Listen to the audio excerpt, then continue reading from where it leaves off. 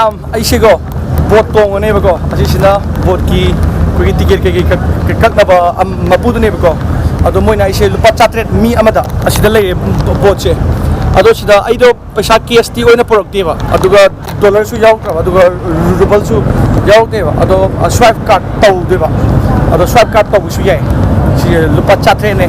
Ado pung mali gilay, pung ama khaktan gilay. Ba ku pung kay no. Most na ito escort ka premium. 1 hour 30 minutes patari siya. Kung ama makain na yun, itong siya. Do asongi kino siya. Itong ay uchar kaya, ini ang itong ning bro. Upoy kaya ba? Adugi. Bro, what's your good name? Akal tiba siya bro. Vitalik. Vitalik. Yeah. You know what? I know one YouTuber from Russia, Vitalik. You know that guy? Yes, now это Vitalik, это YouTuber.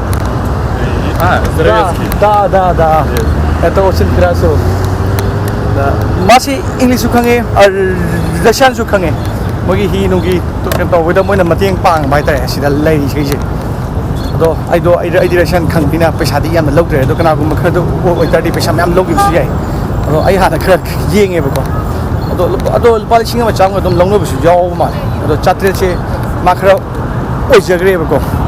To chatruk mo mayan log ra khandi changwa chatruk se smaina. No asumai le moi je. Chaw ye dom ya kan chaw bu din nat ti da.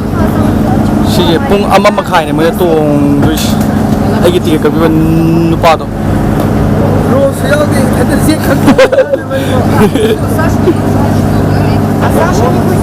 Moi je mi ma je chatlur ga lak ma la. Ado mi kum dan re ne. Администратор выйдет, электронку проверит. Первый бор. Первый. Вообще манung sange. Where? Okay. Asigin nuparina keno torin. As manung da keno lay ha ba. A restaurant ngit type ba. Soup ta ko yate asida.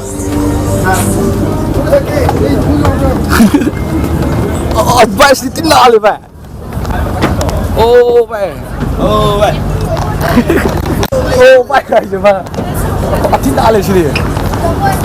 Ako style mapag siya magi balcony. Like kano ni. Ba, sige na kan na pam ja. Siba. Asawa do oi na pam ge. Horen ising yeng nungai na. Mi kuyam. Nai sidi. Ni ang sulay ni Rosan thile kan din natin. Pwede. As menu nga sila yung asapot ki. Menu kari galay eh. Asapot sabi. Bayo ni ba? Sai. Nali eh. Ako si mo yi guy je thau ba hore. Kaya thau re. Ako jo asapot chana ba tauri. Asapot hai gi me. Ado poratri. Ado nusi cham ni inge. Do ising yung ne. Ta gitu sih kayak gini. Song kanya. Nani sini. Mo jadi mi yam dia asih dia. Aku jadi mi yam ya. Mo jadi kayak lagi yam dia apa.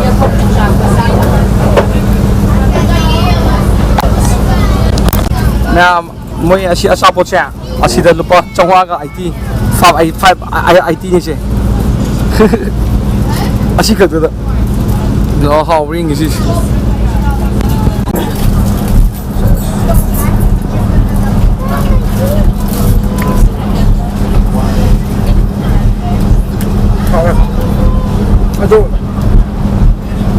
Aduh, mi hanya dapat jual kemana? Asyik ye mo ne. Yeah. Medium. Asyik hanya dapat jual kemana? Kalau ai di noi bring dari how itu ai.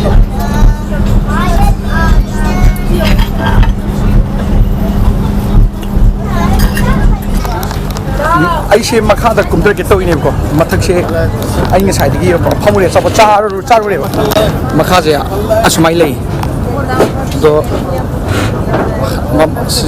ꯖꯍꯥꯖꯗꯁꯨ ꯈꯔ ꯂꯥꯛꯑꯦ ꯑꯗꯣ ꯅꯨꯡꯁꯤꯠꯄꯨꯗꯤ ꯁꯤꯠꯂꯦ ꯁꯤꯒ ꯄ꯭ꯔꯇꯤꯛ what are you doing ꯃꯣꯏꯒꯤ ꯏꯁꯤꯡꯁꯦ ꯑꯗꯨꯝ green ꯃꯆꯨ ꯑꯣꯏ ꯍꯥꯏꯕ ꯕ꯭ꯂꯨꯗꯤ ꯑꯣꯏꯗꯦ ꯍꯥꯏꯕꯁꯦ ꯑꯁꯤꯁꯤꯡꯁꯦ ꯃꯤ ꯃꯌꯥꯝ ꯑꯆꯥꯄꯣꯠ ꯆꯥꯅꯩꯁꯦ ꯅꯨꯡꯁꯤꯠꯇꯤ ꯐꯠꯁꯤꯠꯂꯦ ꯑꯗꯣ ꯃꯈꯥꯗꯅ ꯄ꯭ꯔꯇꯤꯛ ꯐꯝꯃꯤ ꯑꯗꯨꯒ ꯃꯊꯛꯇ ꯁꯃꯔꯖꯤꯠ ꯐꯝꯃꯤ ꯑꯗꯨ ꯁꯤꯒꯤ ꯃꯈꯥꯗꯀꯣ ꯑꯩ ꯉꯁꯥꯏ ꯑꯍꯥꯟꯕ ꯂꯥꯛꯄꯗꯣ ꯑꯁꯤꯒꯤ ꯃꯈꯥꯗꯁꯨ ꯐꯝꯐꯝ ꯂꯩꯌꯦ ꯃꯣꯏꯁꯦ ꯑꯁꯤ ꯃꯐꯝꯁꯦ ꯂꯨꯄꯥ 800 ꯂꯧꯔꯦꯗꯅꯀꯣ ꯃꯣꯏꯒꯤ ꯇꯤꯀꯦꯠꯁꯦ ꯑꯗꯨꯒ ꯑꯆꯥꯄꯣꯠ ꯆꯥꯕꯒꯤ ꯂꯨꯄꯥ ꯑꯃꯨꯛ ꯁꯤ ꯇꯥꯡꯉꯦ ꯃꯊꯛꯁꯦ ꯁꯦꯡꯅ ꯍꯥꯏꯇꯥꯔꯗꯤ ꯇꯥꯡꯉꯦꯕ ꯁꯤꯁꯦ ꯂꯨꯄꯥ 2,000 ꯃꯤ ꯑꯃꯗ 2,000 ꯄꯥꯏꯔꯒ ꯁꯤ ꯃꯐꯝ ꯑꯗꯨꯝ ꯁꯤꯟꯕꯗꯤ ꯌꯥꯅꯤ ꯂꯨꯄꯥ 2,000ꯅ ꯑꯗꯨ ꯑꯁꯤꯗꯤ ꯀꯩꯅꯣ ꯈꯪꯗꯦ ꯀꯩꯝꯇꯕꯨꯗꯤ ꯂꯩꯇꯦ ꯁꯤꯁꯦ ꯑꯩꯈꯣꯏꯁꯦ ꯀꯨꯝꯊꯔꯛꯏꯅꯦꯁꯦ ꯀꯨꯝꯊꯕꯒꯤ ꯃꯤ ꯑꯃꯃꯝ ꯀꯨꯝꯊꯍꯟꯕ ꯁꯤꯁꯦ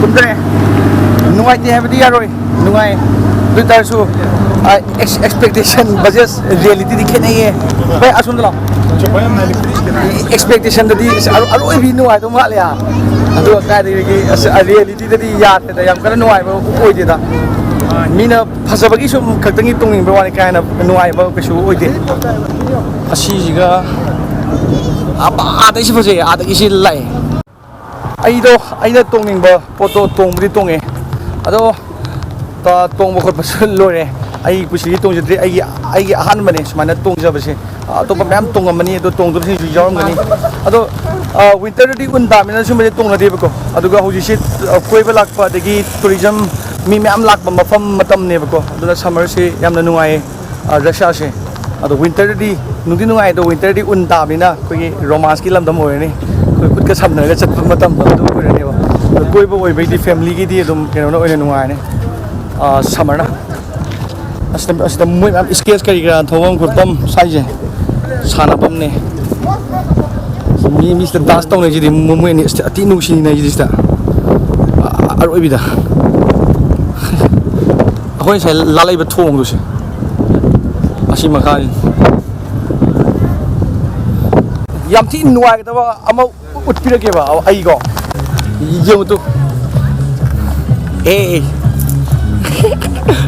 ati na chali jide va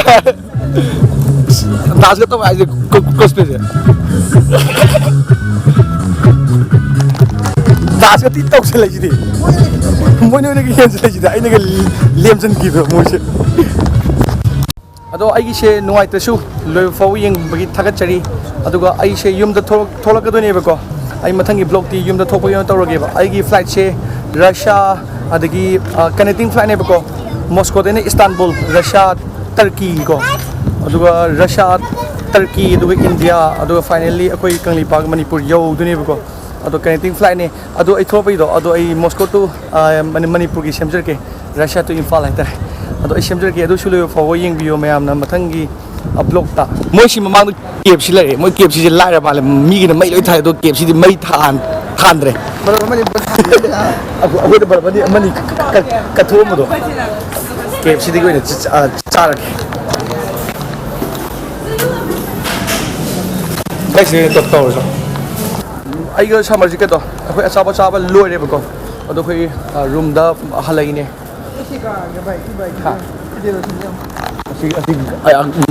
R1 gari udine hojudi nunggang budi ore ba ko thengam de yamna ado moi tumna de 24 hour phamba dukan ngak ta ne ba si ahing nungai adom phambi do moi rong gi laikai nupi nu ba adom tho leiba matam ne adugi khoi khun thang oi jang khoi sida Japanese ke malai ada pung ha di ti theng itaw nang form to ulong ni pung ke tar game yeng dai ulong ni sida pung se angang na tra ꯌꯦꯡꯉꯛꯀꯦ ꯑꯗꯨ ꯀꯌꯥ ꯆꯥꯝꯃ ꯁꯨꯝꯕꯅꯤ ꯀꯨꯟ ꯇꯔꯦꯠ 11.27 ꯆꯠꯂꯦ ꯑꯗꯣ ꯃꯤꯈꯩꯁꯦ ꯑꯝꯇ ꯃꯌꯨꯝ ꯆꯪꯅꯗ꯭ꯔꯦ ꯑꯩꯈꯣꯏꯒꯤ ꯇꯥꯟꯖꯟꯅꯗ꯭ꯔꯗꯤ ꯌꯥꯗꯕꯒꯤ ꯇꯥꯏꯞꯇ ꯐꯥꯗꯣꯛꯅꯗ ꯌꯥꯗꯕꯗꯣ ꯑꯗꯣ ꯑꯩ ꯌꯨꯝꯗ ꯊꯣꯛꯄꯒꯤ ꯑꯣꯏꯅ ꯇ꯭ꯔꯥꯚꯦꯂꯤꯡꯒꯤ ꯇꯧꯔꯛꯀꯦ ꯑꯗꯨꯒ ꯌꯨꯝ ꯊꯣꯛꯑꯀꯥꯟꯗ ꯑꯩ ꯀꯪꯂꯩꯄꯥꯛꯀꯤ ꯑꯃꯨꯛ ꯁꯦꯝꯗꯔꯒꯦ ꯑꯩ ꯕ꯭ꯂꯣꯛ ꯄꯨꯡꯇꯥ ꯊꯥꯒꯠꯄꯗꯣ ꯈꯪꯕ꯭ꯔꯥ ꯁꯦꯝꯅꯤꯡꯉꯥꯏꯕꯨꯗꯤ ꯂꯩꯌꯦꯕ ꯑꯗꯣ ꯅꯨꯡꯉꯥꯏꯔꯣꯏꯗ꯭ꯔꯥ ꯍꯥꯏꯕꯒꯤ ꯄꯥꯈꯠꯆꯕ ꯌꯥꯝ ꯐꯥꯎꯋꯦꯕ ꯑꯗꯣ ꯑꯩꯅ ꯊꯥꯒꯠꯆꯔꯤꯗꯣ ꯅꯨꯡꯉꯥꯏꯒꯗ꯭ꯔꯥ ꯈꯜꯂꯒ ꯊꯥꯒꯠꯆꯕꯅꯦꯕ ꯑꯗꯣ ꯅꯨꯡꯉꯥꯏꯇ꯭ꯔꯕꯗꯨꯗꯤ ꯑꯩꯅ ꯍꯩꯇꯕꯩꯅꯦꯕ ꯇꯁꯦꯡꯅ